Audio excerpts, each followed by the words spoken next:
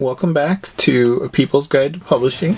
I'm Joe Biel, the founder and CEO of Microcosm Publishing and Distribution.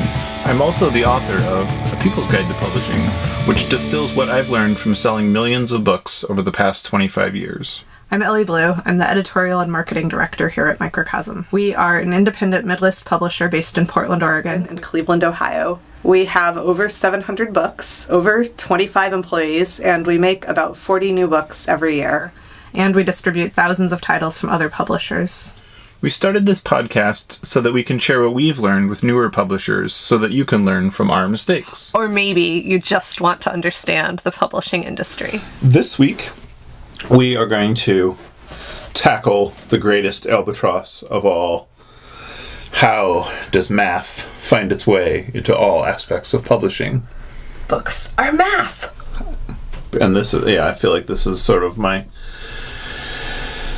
everlasting mantra is that, I see over and over where people say things like, oh, there's no way to do that, or there's no, formula for that, or there's, just no way to handle this, or no way to know what's going to happen, or, and every single time I'm like, but math is the answer to all of those things, every single time.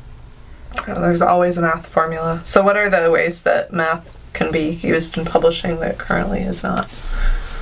Well, the biggest, simplest ways are to predict your income in 3 months, or in 6 months, or in 1 year, or in 5 years. Budgeting. But it's more than budgeting. It's it's because of the way publishing schedules are, it's very easy to take your historical data, add changes in your publishing schedule, and more or less predict the future, dare I say. Whoa. That's more than math. That's magic. Mm-hmm. Right. So you can say, what did I make last October?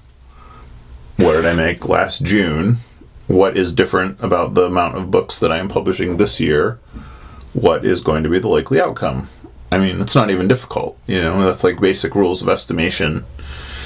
And, and it's if you can't do that, or your numbers are way too all over the place, that means you need to do some other math and figure out which of your books are your evergreen backlist, meaning older books that came out prior to this year that are still selling, that, you essentially want those to be the things that pay for everything.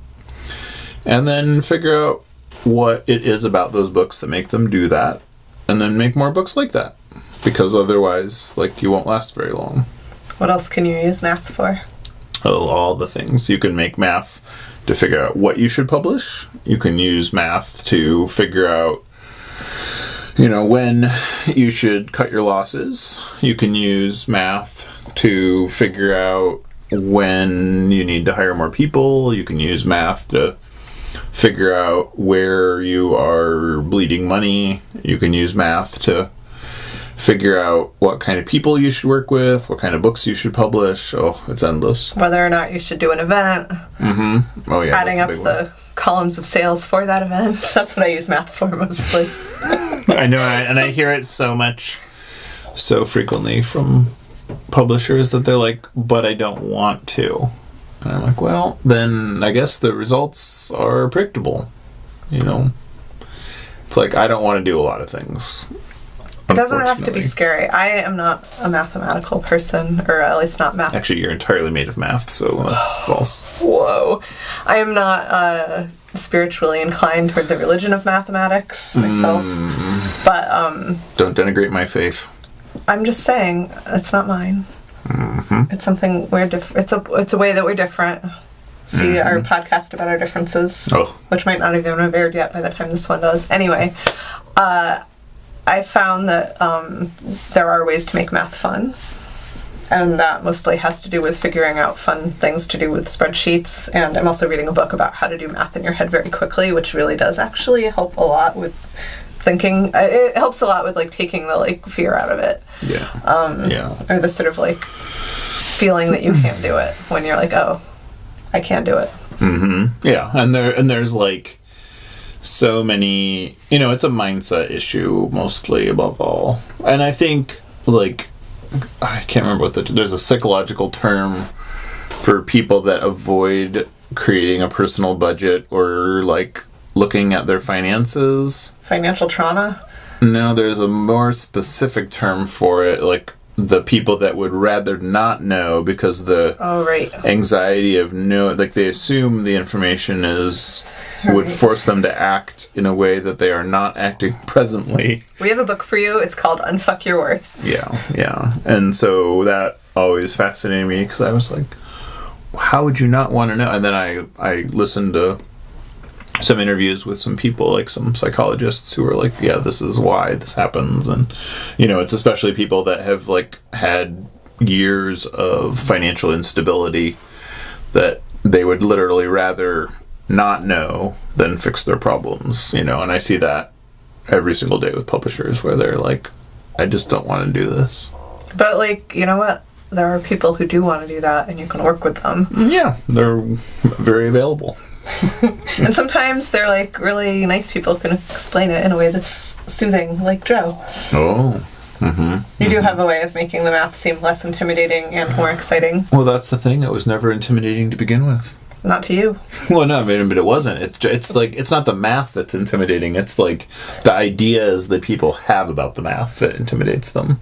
I mean... Like, people have, it's like they had a bad experience. It's the same as any other trauma. A dog bit them once, so they think that all dogs are dangerous. Yep.